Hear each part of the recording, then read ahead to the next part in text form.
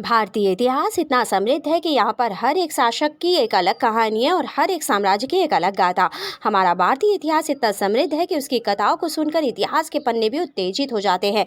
ऐसी ही एक गाथा है भारत के वीर चक्रवर्ती सम्राट अशोक की, जिन्होंने अपनी महानता से पूरे भारतवर्ष को अपनी मुट्ठी में कर लिया था और उसके बाद अचानक से अपना हृदय परिवर्तन करके अहिंसा के मार्ग को चुन लिया था। आज के इस वीडियो में हम जानेंगे कि आखिर क्यों सम्राट अशोक ने अनगिनत लड़ाइयों को जीतने के बाद एक बौद्ध भिक्षुक बनने का निर्णय लिया और कैसे कलिंग के युद्ध ने सम्राट अशोक की जिंदगी को बदल कर रख दिया। हेलो एवरीवन, मैं आकृति अग्रवाल आज आपके सामने एक नया वीडियो लेकर उपस्थित। अपने आज के वीडियो में हम जानेंगे सम्राट अशोक के बौद्ध भिक्षुक बनने की कहानी के बारे में, साथ ही कि किस तरह से उन्होंने कलिंग युद्ध पर विजय प्राप्त की और बाद में अपना मन बदल लिया। तो चलिए बिना देर के वीडियो को शुरू करते हैं और जानते हैं इस बारे में डिटेल में। 304 ईसा पूर्व में राजा बिंदुसार और रानी धर्मा के पुत्र ने पाटलिपुत्र में जन्म लिया। राजा बिंदुसार को अपने ही पुत्र के मुख में आने वाले तेज से भी इस बात का एहसास हो रहा था कि वो पुत्र आगे जाकर उनके साम्राज्य को विस्तारित करेगा और आगे जाकर उन्होंने अपने पुत्र का नाम रखा अशोक। ऐतिहासिक लेखों के अनुसार राजा बिंदुसार की 16 पटरानियां थी और उनके 101 पुत्र थे, जिनमें से एक अशोक भी थे। अशोक का एक बड़ा भाई था जिसका नाम सुशील था और राज परंपराओं के अनुसार जो पुत्र सबसे बड़ा होता है उसी को युवराज घोषित कर दिया जाता है। इसी कारण कुशल होने के बावजूद भी तक्षशिला का प्रशासन सुशील को दिया गया, लेकिन इतिहास के कुछ पन्ने बताते हैं कि सुशील को पूर्णतः राजकीय शासन नहीं दिया गया था, लेकिन सुशील के अकुशल प्रशासन के कारण उस क्षेत्र में विद्रोह पनप उठा। ऐसे में राज्य दरबार में हर किसी को पता था कि राजपुत्र अशोक के अलावा कोई भी इस विद्रोह को नहीं रोक पाएगा और इस बात को जानकर अशोक को ही जनता में पनप रहे इस विद्रोह को शांत करवाने के लिए भेजा गया। जैसे ही लोगों ने इस बात को सुनी कि अशोक खुद उनके विद्रोह को सुलझाने के लिए आ रहे हैं, उन्होंने विद्रोह ही करना बंद कर दिया।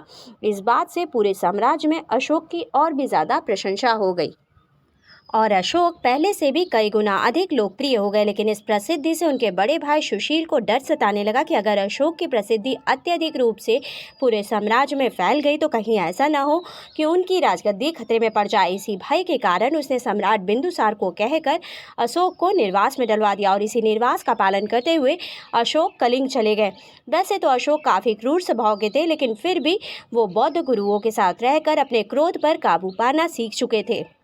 सुशील के जुल्मों से तंग आकर प्रजा बार बार अशोक को उकसाया करती थी और जब वो शांति से आश्रम में अपने दिन बिता रहे थे, उसी दौरान उन्हें ये जानकारी मिली कि उनके सौतेले भाइयों ने उनके माँ की हत्या कर दी है। इस खबर को सुनने के बाद अंततः अशोक की शांति और उनके मौन ने जवाब दे दिया। क्रोध से भरे अशोक ने अपने 99 सौतेले भाइयों की हत्या कर दी और अंततः सिंहासन की बागडोर 270 ईसा पूर्व में अपने हाथों में ले ली। सत्ता संभालते ही अशोक ने पूर्व तथा पश्चिम दोनों दिशाओं में अपना साम्राज्य फैलाना शुरू किया। उसने केवल 8 वर्षों में आधुनिक असम से ईरान की सीमा तक अपना साम्राज्य विस्तृत कर लिया था और बन गए थे भारत का इकलौता चक्रवर्ती सम्राट। लेकिन सकुशल वीर शासकों के होने के बावजूद भी एक ऐसा राज्य था जो उनके पूरे राजवंश पर किसी कलंक की तरह लगा हुआ था और वो दाग था कलिंग राज्य। कलिंग इकलौता ऐसा राज्य था जिसने कभी भी मौर्य वंश का कोई भी व्यक्ति नहीं जीत सका था और इसी कलंक को अपने राजवंश से हमेशा हमेशा के मिटाने के लिए संकल्प लिए अशोक अपनी जिंदगी का सबसे विध्वंसक युद्ध लड़ने के लिए निकल पड़े। इसी विध्वंसक युद्ध को कलिंग के युद्ध के नाम से जाना जाता है। काफ़ी घंटों लड़ने के बाद कब किसकी जीत हो सकती थी इसके बारे में किसी को कुछ भी अंदाजा नहीं था। किसी व्यक्ति को ये भी नहीं समझ में आ रहा था कि वो किसका खून बहा रहे। बस सब हवा में अपनी तलवार चलाए जा रहे थे और हर किसी का खून बहाए जा रहे थे। इस खूनी खेल के बाद अंततः अशोक ने कलिंग की लड़ाई जीत ली और अपने राजवंश का पहला और इकलौता ऐसा शासक बने जिसने कलिंग राज्य को भी अपनी मुट्ठी में कर लिया था। लेकिन इस युद्ध में लगभग 1 लाख सिपाही मारे गए थे और 1.5 लाख सैनिक बुरी तरह से घायल हो गए थे। अशोक सैनिकों की मृत्यु और घायल हुए सैनिकों के आंकड़ों का आकलन करने के लिए युद्ध भूमि से निकले और तभी उन्हें युद्ध भूमि में दूर एक बौद्ध भिक्षुक खड़ा हुआ दिखाई दिया। वो बस एक सामान्य भाव लेकर किसी भिक्षुक की तरह ही अशोक की ओर देख रहा था। जैसे ही सम्राट अशोक उस भिक्षुक के पास आए, उस भिक्षुक ने सम्राट अशोक की प्रशंसा करनी शुरू कर दी। उस भिक्षुक ने कहा कि आप तो इतने बड़े सम्राट हैं कि आपने अपने सामने बड़े बड़े साम्राज्यों का सिर झुका दिया। अगर आप इतने ही महान राजा हैं तो क्या आप इस अबोध और निर्दोष बालक में जान डाल सकते हैं? और ये शब्द कहकर उसने एक कुछ ही महीने के मृत बालक को अपनी गोद में लेकर सम्राट अशोक के सामने रख दिया। वो भिक्षुक अशोक मौन था। उसकी आंखें सवाल कर रही थी कि आखिर इस अबोध शिशु की क्या गलती थी जो उसने भी इस विध्वंसक युद्ध में अपनी जान गंवा दी। अशोक काफ़ी देर तक उस भिक्षुक की आंखों में देखते रहे और उनके मन में एक अलग ही संग्राम शुरू हो गया। वो समझ ही नहीं पा रहे थे कि आखिर उस भिक्षुक को क्या जवाब दें और अंत में उनकी आंखों में करुणा का एक आंसू झलक पड़ा और उस एक क्षण में सम्राट अशोक का हृदय परिवर्तन हो गया।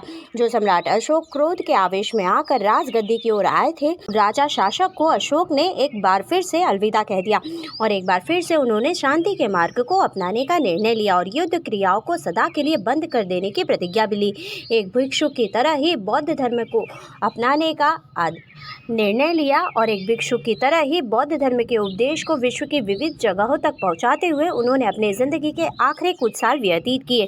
उनके पुत्र महेंद्र तथा पुत्री संघमित्रा ने भी बौद्ध धर्म के प्रचार में योगदान दिया और विश्व में अहिंसा का संदेश पहुंचाया। लगभग 232 ईसा पूर्व में उनकी मृत्यु हो गई और अशोक की मृत्यु के बाद मौर्य राजवंश लगभग 50 वर्षों तक चला और फिर अंततः मौर्य साम्राज्य का भी पतन हो गया। हमारी आज की वीडियो आपको कैसे लगी हमें कमेंट करके बताइएगा। आज के वीडियो में बस इतना ही। For more such interesting video like and subscribe my channel. Thank you. Bye bye.